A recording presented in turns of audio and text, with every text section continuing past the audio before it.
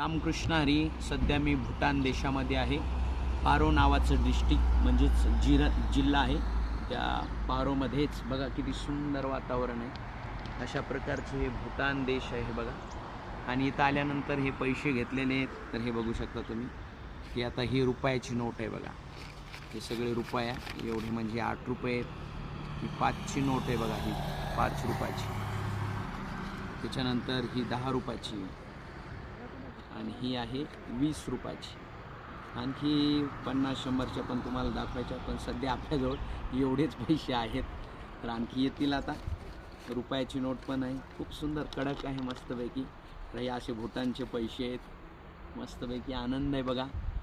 आपला देश सोडून भूटान देशामध्ये आलो तर आनंद वाटते. तुम्ही पण या, पण खर्च खूप आहे बघा. कसा खर्च आहे तुम्हाला इथं येत असताना 1200 रुपये एका माणसाला एका दिवसाचे आहेत. त्याच्यानंतर हॉटेलचे 3000 राहण्याचे, त्याच्यानंतर गाडीचे 4000, असा खूप खर्च आहे. म्हणजे एका माणसाला एका दिवसाचा 10,000 तरी खर्च आहे.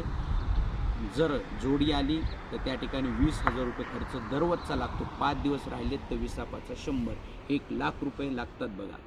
तर असं भूटानचं हे त्या ठिकाणी आहे. रामकृष्ण.